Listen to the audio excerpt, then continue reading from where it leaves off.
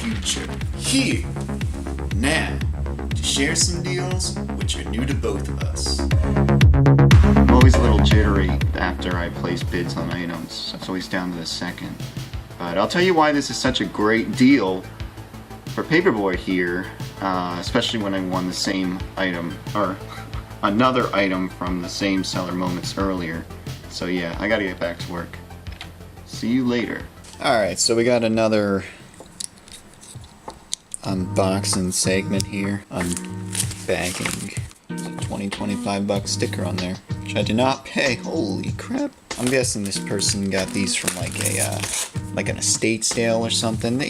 I looked at the rest of their inventory. It was quite varied. Condition wise, there's a little there and there, even the manual. But the thing about this manual, the color one for the hard case is actually really difficult to find, but you end up paying a lot more for the hard case. This one is in pretty good condition. The label on these, sometimes there's like some nasty water mold issue going on here. Damn it. I hate having problems with people. Even the front cases. I didn't see this one before, but I saw pictures of this. I asked the seller for that. Let's just get to the next segment. I mean, I can't be the only one noticing, but this guy looks kind of like an old lady, kind of like, I don't know, like Eastern Europe, or like E.T., kind of looks like E.T. in the old lady getup. Really butt ugly kid. There's the red cardboard version with the black and white nail, which is easier to find, but I prefer my Genesis games in hard cases. But yeah, either way, this was a deal because the lady didn't show the mail, and she didn't show any pictures with it. I had asked, and she sent me a picture of everything that was included. So I knew that, you know, the bid wasn't going to go that high because it didn't show this hard case version with the color mail. And then I saw her selling Quackshot. It didn't say that it had the mail, but I think either I assumed it or I had asked her in that email. And of course it came with the mail, and you saw that the case was all jacked up.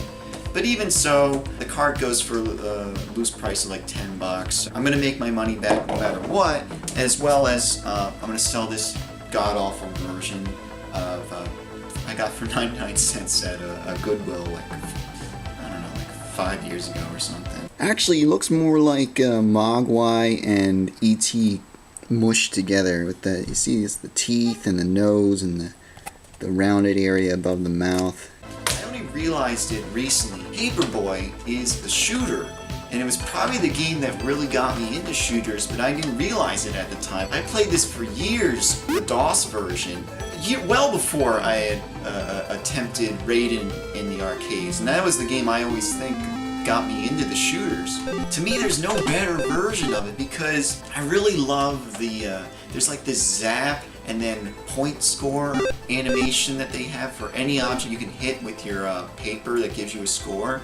And other versions are missing that. But you throw it at the mailbox, for instance, and it'll be zap, and then it'll say like 250. And then you get the nice PC speaker thump sound, you know, bloop. There's so much power behind that that's missing in versions like this, where guys, you hit them with a paper, and they just, you'd say they're bouncing around, then they just stops, they stand still. Like, where's the rest of the animation? How does it change? Nothing changed.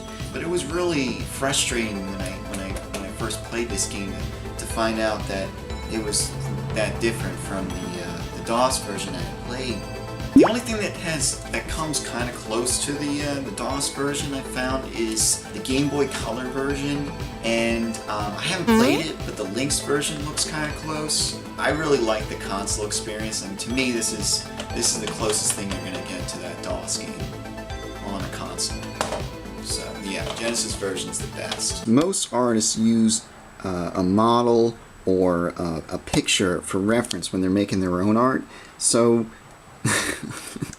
some ugly kid was rolling around with that mug back in the 80s, and now he's probably like in his 40s or something, maybe 50s, and it's probably worse by age, just rolling around with that ugly mug. Look at it. And maybe he's still on his Huffy bike.